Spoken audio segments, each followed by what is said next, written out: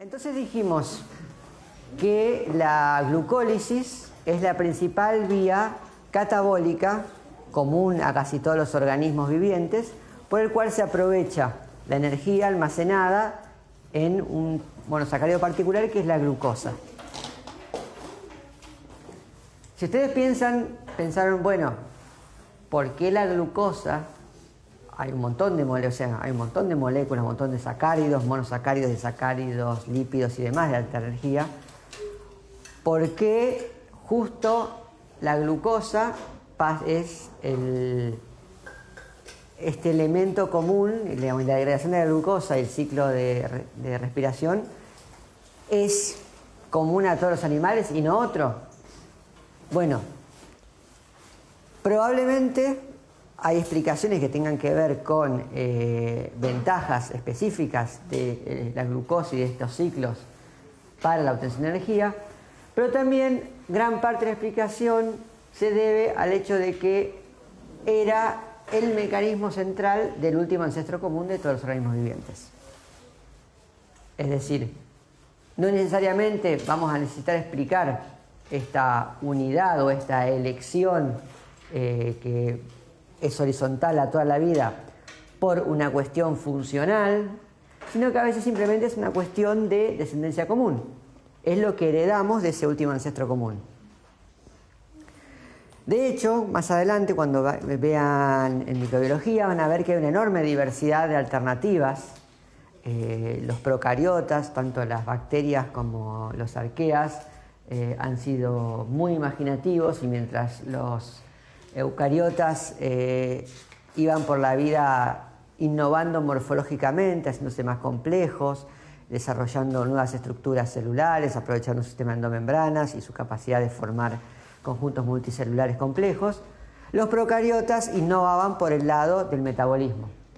Entonces, prácticamente toda la diversidad de innovaciones que conocemos la vemos en los procariotas.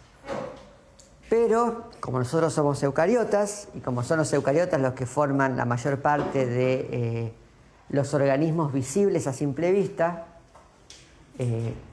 tenemos un sesgo natural a estudiar o enfocarnos o centralizar nuestro foco en aquello que es común a los eucariotas. Entonces, la glucólisis, el ciclo del ácido cítrico y la cadena de electrones es común a todos los organismos, y es una de las principales vías en que se rompen moléculas orgánicas para liberar energía. Esa energía después se puede utilizar para sintetizar nuevas moléculas orgánicas. Ahora, eventualmente tiene que haber otra fuente de energía, porque, como dijimos, la segunda ley de la termodinámica nos impide que nuestras reacciones sean 100% eficientes, por lo tanto no podemos mantenernos en un ciclo cerrado de degradar materia orgánica y con esa energía hacer nueva materia orgánica y que eso alcance para hacer la misma cantidad de materia orgánica que degradé. Siempre pierdo energía en todos los procesos, y eso quiere decir que en algún momento tengo que ingresar nueva energía al sistema. ¿De dónde sale la nueva energía? Bueno, en principio del universo. De componentes inorgánicos, abióticos del universo. Estos componentes pueden ser, de origen químico, asociados a los productos químicos que están almacenados dentro de la Tierra.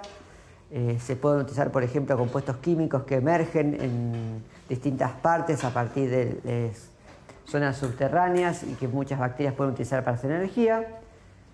Pero la mayor parte de la energía que ingresa al sistema es la energía que está más fácilmente disponible hoy en día, que es la energía que viene del Sol.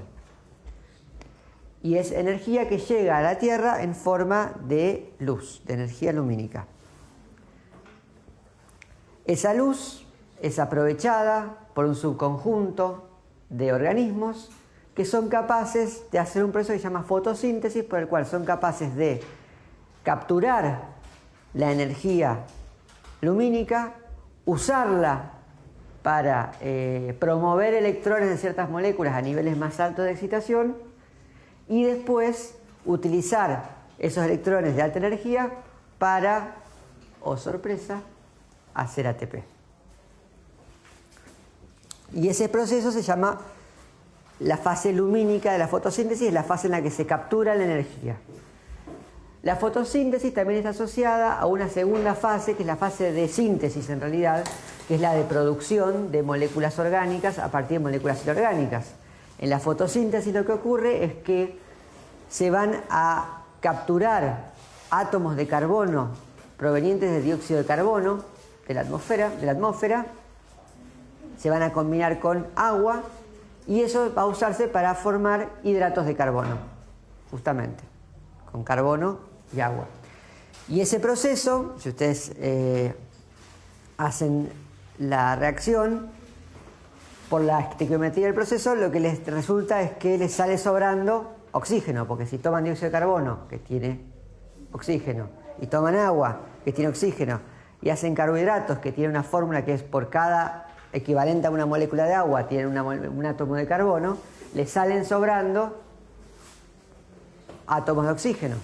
Esos átomos de oxígeno se combinan formando oxígeno molecular y ese es el oxígeno molecular que se libera al sistema como producto de la fotosíntesis. La fotosíntesis es un proceso bastante antiguo, emergió antes de que emergieran los eucariotas, emergió a partir de cianobacterias. Probablemente las primeras fases de evolución de los componentes que hoy en día vemos como componentes necesarios para la fotosíntesis aparecieron como sistemas de protección ante el oxígeno. Antes de que los organismos inventaran la fotosíntesis, la atmósfera y el entorno de nuestro planeta era muy distinto. No tenía oxígeno. Y eso, en su lugar, era una atmósfera que era mayormente reductora. Es decir, que tenía, por así decirlo, electrones de sobra y los organismos podían tomar electrones. El oxígeno en ese entorno es una toxina.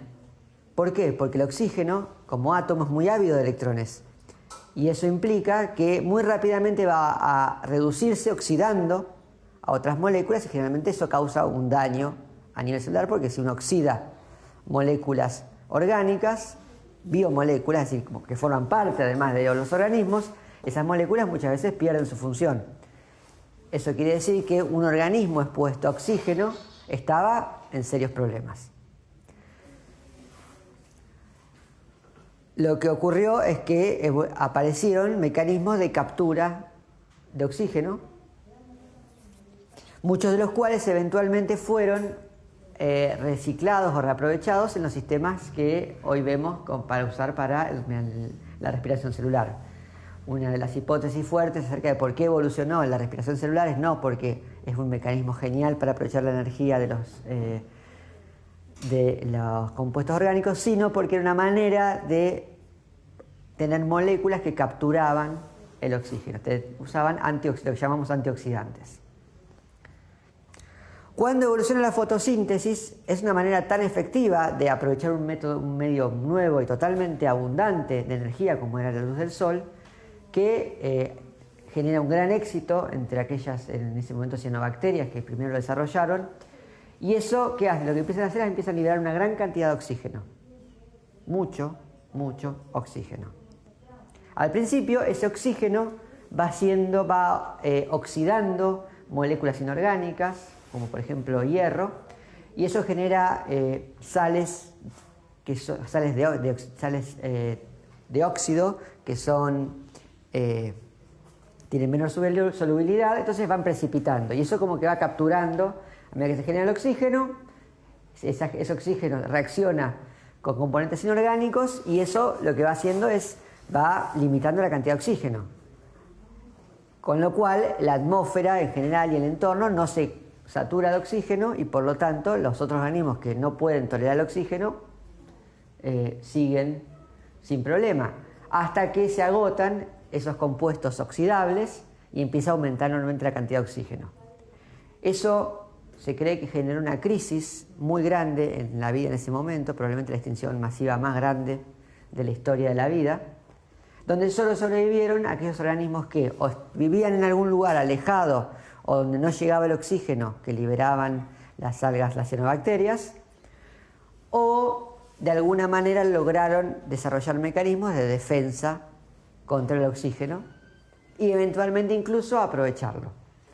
Aquellos que aprendieron a aprovecharlo fueron también tan exitosos que eventualmente se volvieron el componente dominante de la biodiversidad, al punto tal que hoy en día no concibimos la biodiversidad tal como la conocemos en ausencia de oxígeno. O sea, para nosotros, nuestro concepto es que el oxígeno es un elemento vital y la falta de oxígeno es una condición determinante para no poder sostener la vida.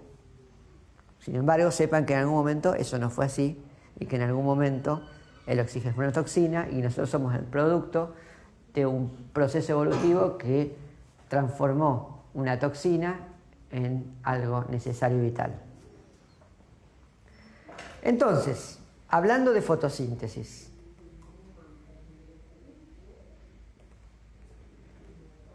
lo que hace la fotosíntesis es entonces capturar la energía del sol y la va a capturar como energía química. Incorpora el carbono del dióxido de carbono a moléculas orgánicas y tiene lugar en eucariotas, en una organela particular que se llama cloroplasto, o en estructuras que son parecidas a los cloroplastos en procariotas. O sea, en procariotas no hay organelas, no hay sistema de endomembranas, pero muchos eucariotas fotosintéticos van a colocar su aparato fotosintético, que ahora lo vamos a ver, que depende de estar presente en las membranas, en el interior de la célula a través de plegar hacia adentro, replegar hacia adentro su membrana celular. Hay dos fases de la fotosíntesis, una lo que se llama la fase lumínica, que genera como productos NADP reducido. El NADP es muy parecido al NAD, solo que tiene un fosfato adicional. Es pura casualidad que el NADP lo vemos cuando hablemos de plantas. La P no es de plantas, es de fosfato, pero sirve. Y ATP, nuestro viejo y querido ATP. Y después hay una fase de captura de carbono, a veces se la llama fase oscura, pero es un nombre que por ahí no es afortunado, porque en realidad esto puede ocurrir en plena luz del día y de hecho ocurre en simultáneo con la fase lumínica. Lo que pasa es que también puede ocurrir en ausencia de luz, siempre y cuando esa haya quedado, haya presente NADP reducido y ATP. Entonces, ese NADP reducido y ese ATP van a ser usados para capturar carbono a partir del dióxido de carbono y incorporarlo a moléculas en la fabricación de moléculas orgánicas. Antes de ir al detalle más fino de cómo sucede esto, es importante que repasemos cuál es la naturaleza de la luz. Porque, ¿qué es la luz? No.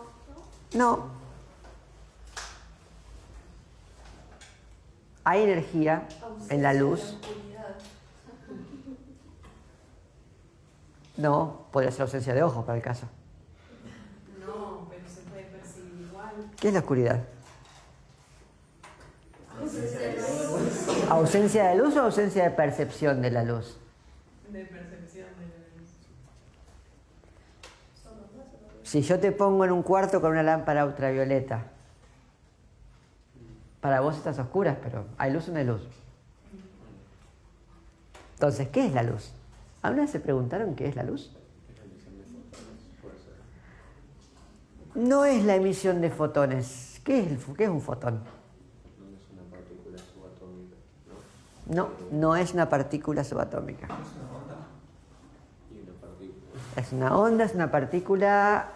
Hay un video muy interesante que puse no sé si se fijaron en el canal de la cátedra, pero yo voy armando playlists con videos que me parecen interesantes sobre distintos grupos temáticos. Hay una playlist que se llama Física y Química, y hay un video que creo que también lo puse en PEDCO linkeado, que es acerca de la naturaleza de la luz. Entonces, partícula, onda, ¿de qué? ¿Onda de qué? Las ondas no son, o sea, una onda, yo tiro una piedra en el lago cuando está planchado y veo ondas, pero no, las ondas son de algo.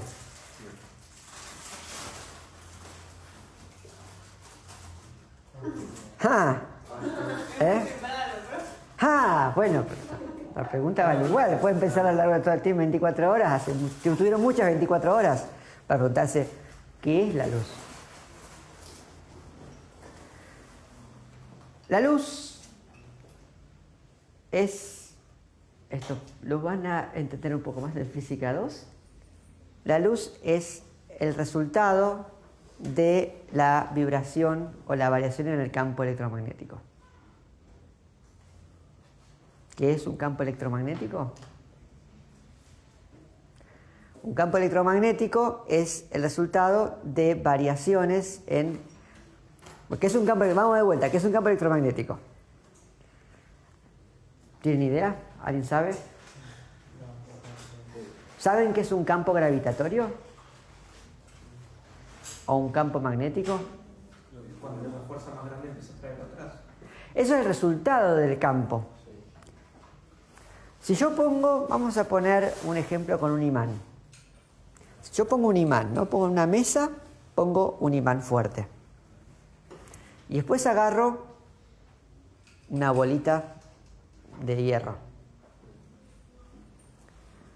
Y la pongo lejos del imán. ¿Qué pasa? Nada.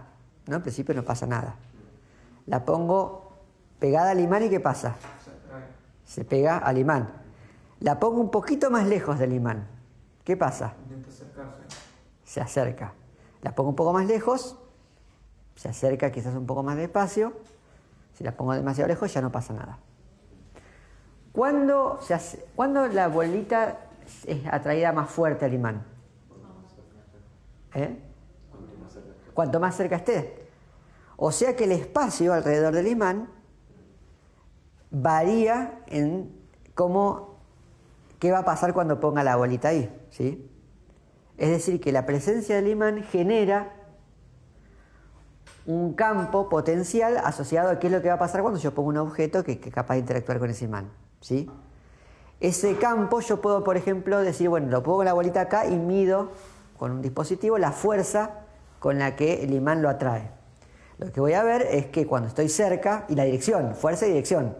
Entonces, si la dirección es siempre hacia el imán, ¿sí? Entonces pueden imaginarse, yo en un punto que decir, bueno, con cuánta fuerza y en qué dirección va a atraer una bolita que yo ponga en un tamaño determinado, ¿sí? Entonces yo puedo agarrar y decir, bueno, en este punto lo mido y lo represento con una flecha. Esa flecha apunta, digamos, va en la dirección hacia donde va la bolita y tiene además una fuerza que la puedo representar con el largo de la flecha, ¿no? Lo que llaman la magnitud. Entonces ustedes imagínenselo, si esto lo dibujan y lo toman en varios puntos, lo que van a tener es en el centro el imán y después van a tener una serie de flechas, ¿no? Ustedes lo hacen, por ejemplo, en una grilla, y en esa grilla van a tener una serie de flechas. Todas las flechas van a estar siempre apuntando, o sea que van a haber como una especie de flechas que convergen hacia el centro donde está el imán, y donde a medida que me voy acercando, las flechas son cada vez más largas, ¿sí? Eso es una representación visual, conceptual, de un campo magnético, ¿sí? Del mismo modo, recuerden que cuando hablamos de protones, de electrones, de partículas cargadas, que las partículas cargadas tienen atracción de modo tal que dos partículas de carga opuesta se atraen y de la misma carga se repelen. Esa interacción también yo la puedo representar teniendo una partícula cargada positiva por en el centro, una negativa en distintos puntos, y puedo tratar de caracterizar cómo es ese campo que caracteriza la presencia de esa partícula, ¿sí? Y eso se llama, como estamos hablando de interacciones eléctricas, se llama campo eléctrico, ¿sí? ¿Estamos de acuerdo hasta ahí? Lo mismo pasa con la gravedad. Yo puedo imaginarme que si yo tengo el Sol, puedo pensar, bueno, un cuerpo de determinada masa, cuánta atracción va a tener hacia el Sol dependiendo de la distancia en la que esté. Entonces todos los cuerpos que tienen masa generan un campo gravitatorio a su alrededor. La interacción de otro elemento con esos campos es lo que genera las fuerzas, ¿sí? Y la posición de esos cuerpos respecto al campo es lo que está dictando la energía potencial. Entonces ahí conectamos todo, ¿bien? Entonces el campo no es la energía, la luz o la gravedad no es la energía, pero están relacionadas. Ahora, hay una propiedad que es que las propiedades eléctricas y magnéticas están asociadas, de modo tal que en general, si yo tengo un movimiento de una partícula cargada, eso genera un cambio en las cualidades magnéticas. Por eso se habla de energía electromagnética. Ahora, hasta ahí estamos claros, ¿no? Piénsenlo, tenemos un campo, ¿no? Esta especie de propiedad extensiva que genera un elemento determinado, puede ser eléctrico, magnético, electromagnético, gravitatorio, el que ustedes quieran. Ese campo, si la partícula está fija, ¿cómo es? Constante, o sea, el campo es igual, no cambia. Ahora imagínense que yo tomo la partícula, pueden ser el imán o puede ser la partícula con carga, un electrón o un protón, y la muevo para un lado y para otro. ¿El campo cambia? Sí. Entonces, cuando yo muevo la partícula, ese campo empieza a moverse también, ¿sí? Para un lado, para el otro, para arriba, para abajo. ¿Eso qué genera? Genera un cambio. Como ese movimiento es de ida y vuelta, o sea, en realidad funciona también si es un movimiento recto, ¿no? En una dirección, se mueve y va cambiando. Ese cambio lo que va haciendo va generando un cambio que se comporta como si fuera una onda, ¿sí? Entonces, cuando yo muevo, así como yo tengo, imagínense un campo como una superficie planchada de agua, y yo cuando uno tira una piedra o simplemente lo toca, lo que hace es mover digamos, en un punto de superficie de agua, y ese movimiento se va transmitiendo como ondas, ¿sí? Entonces, el efecto, como la velocidad de propagación de cambios en el campo eléctrico no es infinita, sino que va a la velocidad de la luz, o sorpresa. Entonces, cuando yo muevo una partícula cargada, eso genera una ondulación en el campo eléctrico. Esa ondulación, o sea, cualquier partícula capaz de interactuar con ese campo electromagnético, puede responder a ese campo y detectar esa diferencia, ¿sí? Y también puede responder en función de la frecuencia de ese movimiento, de esa oscilación. Entonces, cuanto más rápido se mueve la partícula, más rápido varía ese campo, ¿sí? Entonces va a haber más picos y valles por unidad de tiempo. Por otro lado, dependiendo de la fuerza de la partícula, es la intensidad de esa onda, ¿no? Más baja, más alta. Y esa es lo que se llama la amplitud de onda. Entonces, esa variación en el campo electromagnético va a ser, digamos, tan rápida o tan lenta como lo que esté generando ese campo. ¿Hasta ahí me siguen? Bien. Eso quiere decir que nosotros podemos detectar cambios en un campo eléctrico. Ese campo eléctrico va a viajar en forma de onda, y tal como las ondas se puede reflejar. Puede ser absorbido, puede ser desviado, puede ser reflejado por distintos elementos. Cuando interactúa con otros elementos, eso puede disparar una respuesta. Entonces, yo tengo un sistema que puede detectar cambios en el campo eléctrico, tengo sistemas que pueden generar respuestas a eso de distinta manera. Bien. Entonces, lo que pueden pensar es que si yo cambio la frecuencia del campo eléctrico, distintos elementos pueden detectar distintas frecuencias, ¿sí? Si uno detecta las frecuencias, o sea, como ese campo eléctrico, esas variaciones, esas ondas interactúan con un montón de cosas, en el camino empiezan a recolectar un montón de información. Entonces uno puede utilizar la capacidad de detectar variaciones en el campo eléctrico para detectar información sobre el entorno, ¿sí? Básicamente es como una especie de elemento que ha viajado por el entorno y cuando llega a un objeto trae información de ese entorno en función de todas las interacciones que tuvo con ese entorno. Eso es muy resumido la naturaleza de la luz. Después el tema de onda y partículas se los recomiendo que lo miren en el video, que lo explica mucho mejor de lo que yo puedo explicarlo e incluso entenderlo. Pero lo cierto es que la energía electromagnética la percibimos a partir de ondas electromagnéticas que tienen lo que se llama un espectro de frecuencia. Es decir, hay variantes que tienen frecuencias muy altas, de cosas que están moviéndose muy rápido y cosas que se van moviendo más lento. Entonces, dentro del espectro electromagnético, a medida que fuimos aprendiendo acerca de ese espectro, le fuimos dando, y usando distintos elementos para detectarlo, le fuimos dando distintos nombres. Entonces, en general, aquellas ondas electromagnéticas de muy alta frecuencia las hemos llamado rayos gamma, vienen de fuentes, digamos, generalmente se generan, principalmente vienen del universo, hay unas fuentes artificiales de rayos gamma. Un poco más suaves, más lentas son los rayos X. Después viene, por el otro lado, si vamos a las ondas más lentas, tenemos las ondas que usamos para transmitir televisión y radio, las microondas que usamos para calentar la comida en casa o en el barcito, el infrarrojo que usamos para detectar calor. Y acá en el centro hay una parte del espectro que llamamos el espectro visible. Es el espectro que nosotros y la mayoría de los animales hemos desarrollado mecanismos para detectar específicamente e interpretar la información de esas ondas, y es lo que nosotros llamamos la luz visible. No hay un límite claro en dónde se acaba la luz y dónde pasan a ser otras cosas, o sea, es todo lo mismo, es un gradiente. Nuestro límite tiene que ver con nuestro límite perceptual, que es hasta dónde vemos en el espectro, tanto a nivel de las frecuencias más cortas como las frecuencias más largas. Por debajo de las frecuencias más cortas está el ultravioleta y por arriba está el infrarrojo. Entonces, esto es lo que se llama el espectro cromático.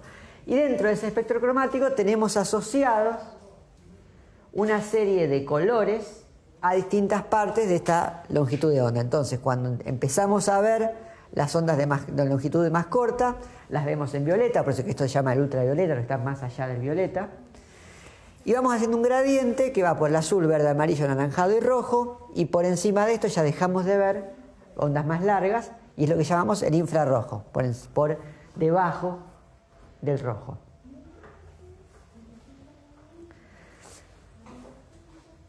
Eso quiere decir que nosotros vemos en colores porque tenemos la capacidad de detectar distintos tipos, distintas partes de este espectro visible. En realidad no vemos, no es que tenemos detectores para cada, digamos, puntito de acá, sino en general tenemos detectores para 3 o 4 puntos. Y lo que hacemos es combinar esa información para interpolar el resto de los colores. Es decir, si yo tengo un detector acá cerca del azul, tenemos uno cerca del rojo y uno cerca del verde. Y con estos 3 detectores, que se basan en unas moléculas que se llaman opsinas, hay opsinas que están optimizadas para detectar ondas de longitud de onda particulares, es que nosotros vamos interpretando el resto de los colores. Entonces, la luz es una onda entonces que al viajar colecta información. ¿Cómo es que colecta información? Bueno, lo que sucede es que distintos elementos de la materia interactúan con distintas longitudes de onda. Y eso hace que al interactuar nosotros recibimos, ponerle la luz del sol, trae un montón de longitudes, una mezcla de longitudes de onda, además trae infrarrojo, ultravioleta y un montón más. Ahora bien, bueno, nosotros el ultravioleta y el infrarrojo no lo vemos, listo. Pero después, si algo en el camino pegó, vino la luz del sol, pega, por ejemplo, contra ese cartón. Ese cartón, la materia en la que está hecha ese cartón, va a absorber ciertas longitudes de onda. Aquello que no absorbe lo refleja.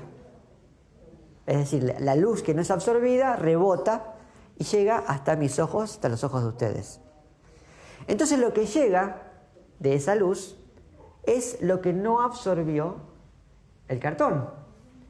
Y lo que no absorbió, nosotros lo compartimos con una combinación de azul, verde y rojo que interpretamos como color marroncito cartón. Entonces, esto es importante. Recuerden que los colores que nosotros vemos asociados a los objetos no son los colores que absorben los objetos, sino los que no absorben. Es decir, el tomate no es rojo porque interactúa con la luz roja. El tomate es rojo porque absorbe casi todo menos el rojo. ¿Y qué pasa con los daltónicos? Los daltónicos les falla la expresión que fabrica alguno de los tipos de opsinas que detectan esto. Entonces, si vos no tenés ningún tipo de opsinas, vos no ves, tenemos otras moléculas que son capaces de detectar la luz en sí, mucha luz, poca luz, pero que no discrimina entre colores. En general lo que suele pasar es que falla alguna de estas opsinas, por ejemplo, la que ve el verde, entonces solo podemos ver en otros tonos, con lo cual la capacidad de percibir en un sistema que evolucionó, en nuestro caso, para ver con 3 colores distintos e interpolar, si te falla uno, hay un color que dejas de ver. Es un poco... nosotros emulamos esto con nuestras pantallas. Nuestras pantallas tienen un sistema que se llama RGB, que viene de Red, Green, Blue, porque en cada píxel, cada puntito mínimo que pueden ver cuando miran con una lupa cualquier monitor o dispositivo, pantalla del celular, lo que quieran, van a ver que es toda una suma de puntitos de 3 colores distintos: rojo, azul y verde. RGB. ¿Sí? Si alguna vez enchufaron mal, ahora es más difícil con los HDMI, pero en una compu, si tienen una placa más vieja, típicamente un VGA o algo un poco más moderno como un DVI, si alguna vez el cable se les empezó a romper, lo que suele pasar es que empiezan a aparecer colores raros, ¿sí? Como que la pantalla se vuelve como toda medio tirando hacia lo rojizo púrpura o se pone toda medio verdosa. Eso generalmente es porque está fallando uno de los cables que lleva información sobre uno de los canales de color. Y eso es similar a lo que le pasa a los daltónicos. Uno de los canales de color le falla y entonces los colores se ven raros. Y a veces hay colores que no se distinguen entre sí porque justo el elemento principal de distinción está en esa longitud de onda que no estaba percibiendo bien el daltónico. Bien, entonces... esto va al hecho de que ¿por qué las plantas son verdes? Las plantas son verdes no porque tengan un componente que interactúa con la luz verde, sino porque los componentes que están asociados a la captura de energía lumínica no interactúan con la luz verde. Tienden a interactuar más con las luces, con los azules y violetas y con los rojos y amarillos. ¿Sí? Entonces, por eso es que las plantas se ven de color verde. Las plantas verdes son verdes, pero no interactúan con el verde. Eso es una verdad para todas las cosas. O sea, todas las cosas donde el color depende de la luz reflejada, es decir, de luz que se refleja, su color es aquello que no absorbe. Va a ser distinto cuando pensamos en dispositivos activos que emiten luz, ¿no? Y es por eso que no es lo mismo que hay un sistema de determinación de colores, asociado a los dispositivos activos, las pantallas, y otro sistema asociado a la generación de colores en dispositivos pasivos. Por ejemplo, si yo imprimo una lámina de colores, no puedo usar rojo, verde y azul como sistema, porque mi sistema está asociado a tintas que absorben color, no a mini foquitos que tiran luz de un determinado color. Por eso el sistema de determinación de colores reflejados, el sistema de las cosas que van impresas, o la pintura, o cualquier cosa que no sea una pantalla activa, tiene un sistema distinto que se llama CMYK, que viene por cian, magenta y amarillo, y K, que es la tinta negra. No, K es por el negro. Todos los espacios de color asociados a lo que va a estar pintado o impreso usan ese sistema de color. Y es por eso, porque para pasar de un sistema reflejado RGB a un sistema impreso CMYK hay que traducir esos dos sistemas, y es por eso que uno saca esas fotos hermosas en el celular y se ven hermosas en la pantalla y se lo manda a todo el mundo y se ven bonitos en Instagram, y cuando se dice esto me lo voy a imprimir se ve espantoso. Eso es porque no es obvio ni directo transformar una representación activa RGB en una representación pasiva impresa CMYK. Volviendo a las plantas, tenemos entonces que las plantas son verdes porque tienen pigmentos. Pigmentos se les llama a moléculas que interactúan con longitudes de onda específicas, que absorben luz e interactúan con esa luz. Tenemos distintos pigmentos en las plantas, que es lo que llamamos las clorofilas, que interactúan con distintas partes del espectro visible. Las más comunes en las plantas verdes son la clorofila A y la clorofila B. La clorofila A tiene lo que llama un espectro de absorción, porque no absorben en una única longitud. No es que solo le dan una longitud de onda y eso es ahí donde absorben, sino que van absorbiendo. Por ejemplo, la clorofila A tiene un pico de absorción alrededor de los colores azules y otro pico de absorción asociado a las longitudes de onda rojas y un valle en el centro. La clorofila B tiene un pico en azules, pero tirándose un poquito más para este lado, o sea, no tan oscuros, y por otro lado en los rojos más anaranjados. Lo que te queda acá sin absorber es una combinación de verde, amarillo y naranja. Además de las clorofilas hay carotenos. Los carotenos tienden a interactuar con otros colores y son los que te van a dar, lo que te van dejando los verdes y los naranjas. En otoño, los árboles caducifolios retiran la clorofila de sus hojas antes de dejarlas caer para, digamos, reciclar esos componentes, y es por eso que cuando se va el componente verde, el componente de clorofila, dejamos de ver las hojas verdes y pasamos a ver con los colores que nos dejan los otros pigmentos, que son generalmente los carotenoides. Y las carotenoides. Carotenoides es por zanahoria.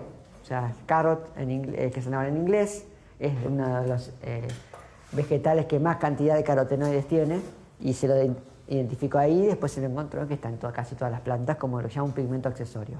Pigmentos accesorios, junto con la clorofila, hacen como una especie de antena más grande de captación de energía de luces de todas esas longitudes de onda. ¿Estamos? Bien. Bueno, ahora lo que sigue es hacer un pequeño recorrido por, en este caso, una planta verde, un árbol, para ver dónde está pasando toda la acción de esto que estamos hablando. ¿Sí? Si miramos, agarramos un árbol, este es un ejemplo, es un roble, miramos, hacemos un corte fino y miramos al microscopio, lo que vamos a ver es la estructura del tejido, que tiene una cutícula exterior de células epidérmicas, ¿sí? Un centro, una especie de esponja de células que se llaman células del mesófilo, y después lo que llaman los haces vasculares. Algo capaz vieron en la práctica de microscopía. Y adentro de las células del mesófilo hay un montón de puntitos verdes que son los cloroplastos. Entonces, el dióxido de carbono que está en el aire va a entrar por estos poros que son los estomas, son agujeros rodeados por células. Estos sí los vieron en el TP. Y el oxígeno que se va a formar producto de la fotosíntesis también va a salir por estos estomas. Entonces, el intercambio de gases ocurre acá. Durante la fotosíntesis hay moléculas orgánicas que se sintetizan y que van a parar a un tejido de conducción que se llama floema. Ese floema está en los haces vasculares y va a ser transmitido al resto de la planta, sobre todo las partes que no tienen capacidad fotosintética. A su vez, otro componente fundamental para la fotosíntesis, que es el agua, va a subir por otras partes de los vasos del sistema de vasos, que es el xilema, que es la parte central, que son estos que parecen más huecos. Por acá sube agua y llega hasta el mesófilo, y donde entra a las células y a los cloroplastos. ¿Cómo son estos cloroplastos? Bueno, hagamos zoom, y lo que vamos a ver es que adentro de cada cloroplasto son pequeñas organelas, tienen una doble membrana, como la mitocondria, pero además adentro hay una membrana interna plegada que está formando esto que se llama discos del tilacoide. Los discos del tilacoide es donde va a tener lugar, por un lado, las reacciones de la fase lumínica y la parte de la fase oscura que se llama el ciclo de Calvin. ¿Sí? Entonces, estos son los tilacoides. El espacio interior, como la especie de lo que sería el cloroplastoplasma, se llama estroma. Y acá tiene lugar, vamos a tener los discos tilacoides en las membranas, las reacciones de la fase lumínica, y en el estroma, es decir, en este citosol, lo que se llama el ciclo de Calvin. En la fase lumínica, a partir de reacciones químicas movidas por la energía asociada a la luz que viene del Sol, el ADP se va a fosforilar a ATP y el NADP oxidado va a ganar un protón y electrones y se va a transformar en NADPH, ¿sí? Y además el agua se va a romper y va a formar oxígeno. Este ATP y este NADPH van a llevarse para entrar en lo que se llama el ciclo de Calvin. En el ciclo de Calvin lo que ocurre es que moléculas orgánicas se carboxilan, es decir, hacen lo opuesto que vimos en la glicólisis y en el ciclo de Krebs, van incorporando carbono y van generando una molécula de 3 carbonos que se llama glisaldehído 3-fosfato. Este glisaldehído 3-fosfato después se va a usar como insumo principal para construir otras moléculas orgánicas de toda diversa índole. Entonces, en su conjunto, y el ADP y el NADP, que se generan después de que estos entregan sus electrones para hacer esta parte, vuelven a la región del tilacoide para volver a cargarse de energía y mover moléculas. Esto es un ejemplo de lo que hablamos del rol de las moléculas cargadas de energía. Tengo una parte donde tengo una zona donde capturo energía y después esa energía que queda almacenada, estas monedas energéticas, va a pasar para ser usada en la parte sintética, la parte específicamente anabólica del ciclo. Entonces el producto neto es el glisaldehído 3-fosfato. Sí, este es el producto neto. Vamos a ver que con un poquito menos de detalle todas las reacciones que tienen lugar. No vamos a hablar con el mismo nivel de detalle de la fotosíntesis porque hay una lógica muy parecida. Entonces, si entendieron la parte de glicólisis, ciclo de Krebs y cadena de electrones, van a ver que la lógica es muy parecida. ¿Por qué? Porque la fase lumínica consiste básicamente en llegar a lo mismo que lo que veíamos en la cadena de electrones, que es lograr generar un potencial de protones, potencial transmembrana, por un gradiente de protones que mueve una ATP sintasa. Entonces, ¿qué ocurre acá? Bueno, también vamos a tener complejos moleculares enzimáticos que lo que van a hacer es mover electrones de alta energía, bajando, y en el proceso bombear protones. ¿No? Acá lo que va a pasar es que con la energía que viene en un fotón de luz, entonces, ¿qué eran los fotones? Que no lo dije, los fotones son como las unidades de energía asociadas a esta ondulación del campo electromagnético. Esos fotones pueden ser absorbidos por partículas de materia y al hacerlo, esas partículas de materia, en particular los electrones, se excitan, ganan energía, suben a niveles de orbitales más elevados con mayor energía y eso les permite, digamos, mover o movilizar reacciones. ¿De dónde salen esos electrones? Del agua. O sea, hay un proceso en el cual una enzima va a catalizar la captura de un fotón de luz para mover un electrón de alta energía del agua y llevarlo a otras moléculas, ¿sí? Cuando se va el electrón, generalmente se va el protón, porque si el oxígeno se queda sin electrón, ¿para qué quiere ese protón? Ya sabemos cómo es el oxígeno. Entonces, lo que le queda es combinarse, te queda un átomo, digamos, un átomo de oxígeno que de a dos se combina y hace un oxígeno molecular. Acá está el origen del oxígeno que liberan las plantas en la fotosíntesis, ¿sí? Los electrones que tenían, donde acá el oxígeno estaba feliz, porque tenía los electrones asociados al hidrógeno, que no le tiene mucha fuerza para retenerlos, pero con este aporte de energía los pierde y no le queda otra que volver a asociarse en su solución de compromiso con otro oxígeno.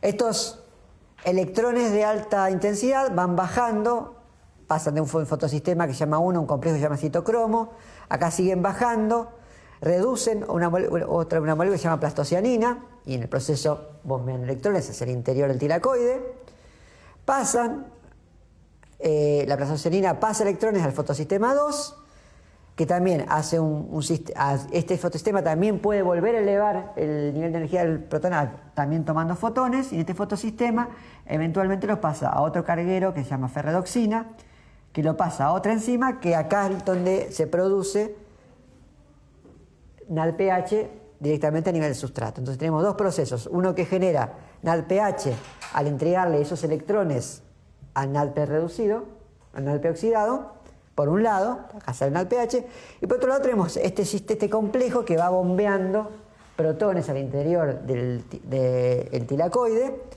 y eso mueve una ATP sintasa que, al igual que en la cadena de electrones de la respiración celular, va generando ATP. Entonces tenemos todo esto inserto en la membrana de los discos tilacoides. Tenemos el lumen, la parte de adentro del tilacoide, y el estroma. Allá a lo lejos, a 8 minutos luz de distancia, el Sol manda enorme cantidad de energía que llega en forma de fotones, y esos fotones van a ser los que van a llegar a activar los fotosistemas. Entonces el fotosistema 2 va a llevar esos electrones a través de un primer transportador a este centro de citocromo. Acá hay una cadena de transporte de electrones que llega pasa por el fotosistema 1 y eventualmente va a generar NADP reducido, y en este caso los protones se bombean para este lado, ¿no? Acá está al revés que en el diagrama anterior.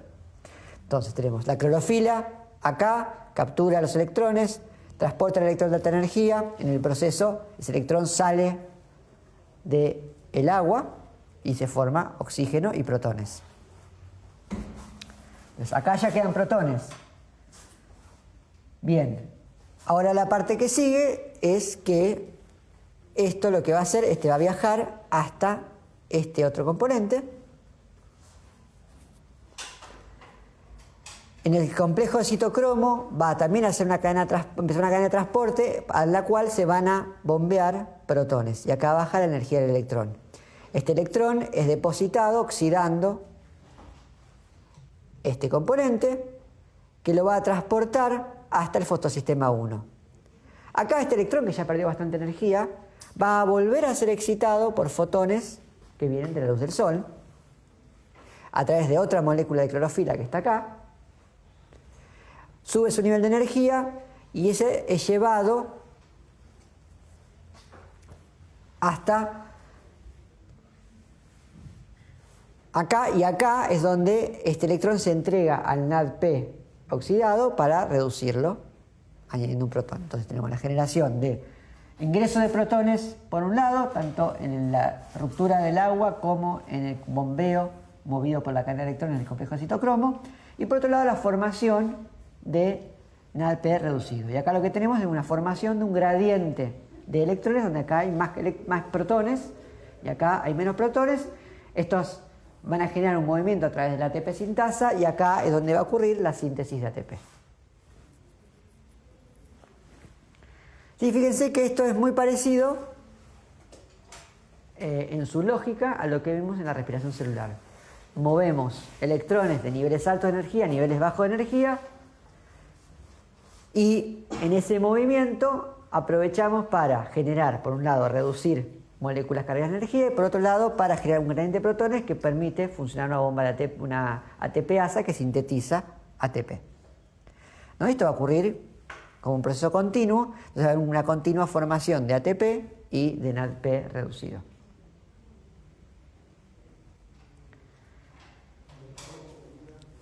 Luego ahora generamos NADP reducido y ATP, en enormes cantidades, así que podemos usarlo para promover procesos anabólicos, es decir, procesos de síntesis, de biosíntesis. Y acá lo que ocurre es el ciclo de Calvin, que es un ciclo que permite incorporar a moléculas orgánicas carbono inorgánico proveniente del dióxido de carbono. No lo vamos a ver en detalle porque es un poquito más complejo que el ciclo del ácido cítrico, pero lo importante es que lo que ocurre es que una molécula, digamos, moléculas de dióxido de carbono van a ser absorbidas y ser incorporadas a moléculas de un compuesto que se llama fosfoliserato, que tiene 3 carbonos. Eso lo hace a partir de un compuesto que se llama ribulosa bifosfato, que tiene 5 carbonos, y que en conjunto van a ir incorporando digamos, moléculas de dióxido de carbono. El carbono se incorpora junto con el oxígeno, ¿sí? Y después los protones que faltan, porque fíjense, incorporo. Acá viene el carbono, pero también me trae oxígeno, y a los protones que faltan para el hidrato de carbono, fíjense que para un hidrato de carbono básico tengo un carbono, 2 oxígenos, me faltan... ¿Qué me falta? Hidrógeno. ¿Dónde sale el hidrógeno? Bueno, de todos esos protones que vienen al pH.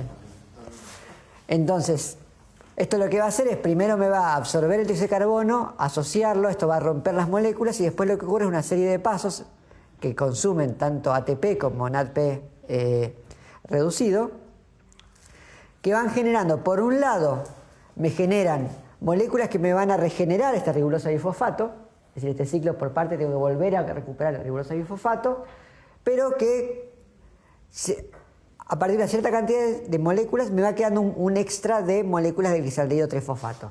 O sea, yo en este ciclo, al incorporar el carbono, me quedan moléculas de glicaldehído 3-fosfato, ¿sí?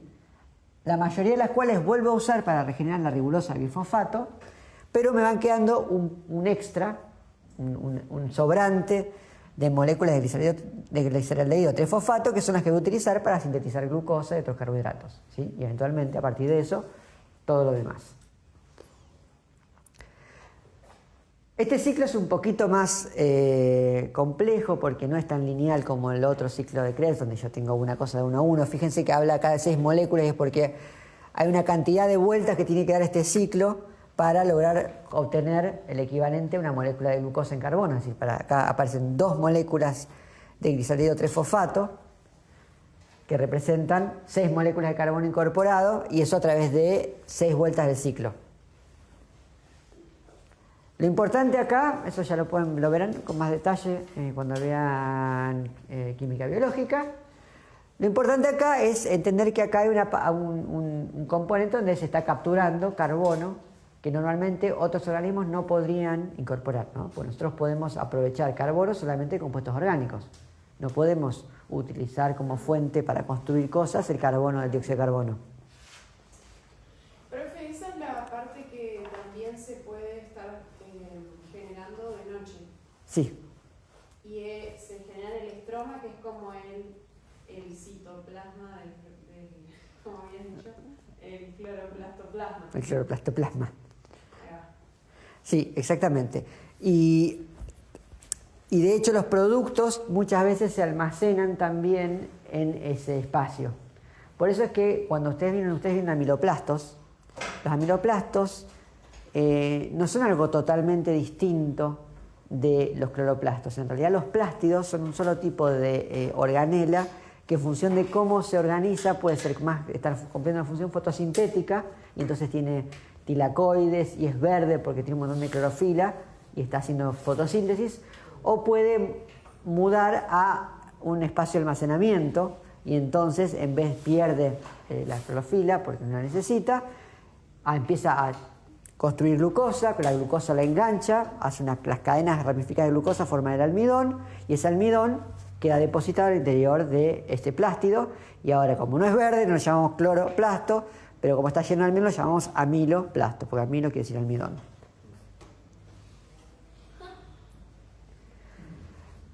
Entonces, tenemos, eso es lo que llamamos el ciclo de Calvin, que ocurre en el estroma, y que lo que hace entonces es generar estas moléculas orgánicas. El resumen de este ciclo es que tenemos entonces 3 moléculas de dióxido de carbono, hay una enzima que va a agregar a la ribulosa bifosfato un carbono más y lo va a transformar en fosfogliceraldehído, que es el producto, y esta enzima, la rubisco, que rubisco quiere decir ribulosa bifosfato carboxilasa, que es la que carboxila la ribulosa bifosfato, es una proteína, como todas las enzimas. Se considera una de las proteínas, si no la proteína más abundante en el planeta.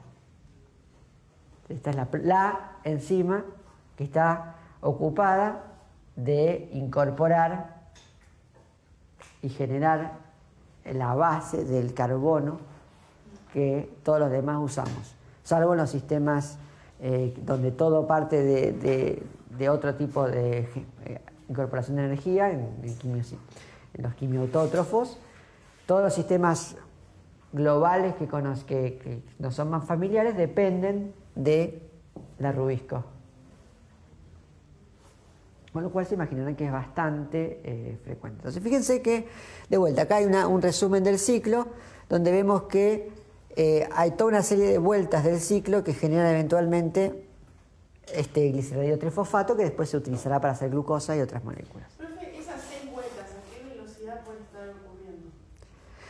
Son rápidas, pero además esas 6 vueltas es como una especie de resultado promedio pensando en un solo ciclo, pero como esto está pasando todo el tiempo en un montón de lugares distintos, en realidad es como un resultado final.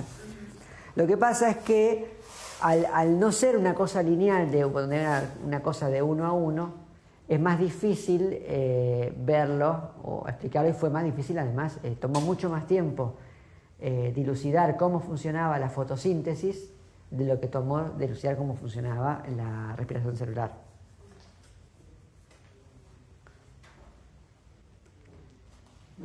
Entonces, ese gliceraldehído trifosfato, vamos a un último repaso, lo que va a hacerse es para formar sacarosa, glucosa, sacarosa, que es un polímero, es un disacárido formado por glucosa y fructosa, y eso se va a ir a los ácidos vasculares y eventualmente va a pasar a formar parte de la planta. Entonces, incorporamos sol, agua, dióxido de carbono al ambiente y liberamos por un lado oxígeno y por otro lado carbohidratos, ¿no? Que después van a poder ser utilizados para medir. Esto es más o menos una medida de cuánto se genera de carbohidratos y cuánto se libera de oxígeno gracias a la fotosíntesis. Una aclaración que es importante es que pese a que estamos en nuestra visión antropocéntrica y macroscópica, nos hace apreciar las plantas verdes y los árboles, y se habla de los pulmones del planeta y de la importancia de los bosques y las selvas como los generadores de oxígeno. En realidad, el grueso, por lejos, del oxígeno que se genera no viene de los árboles, sino que viene de las algas, sobre todo de las algas en los océanos. Entonces, eso no quiere decir que no sea importante tratar de preservar los ecosistemas con una gran biomasa vegetal. Sin embargo, es más importante todavía recordar que no se descalabre demasiado la vida de los océanos, porque ese es un factor mucho más importante en sostener las tasas de oxígeno y dióxido de carbono tal como las conocemos. Y con esto cerramos estas 3 partes de la fuente de energía celular, ¿no? Lo que es metabolismo de energía, lo que es glucólisis y respiración y lo que es fotosíntesis.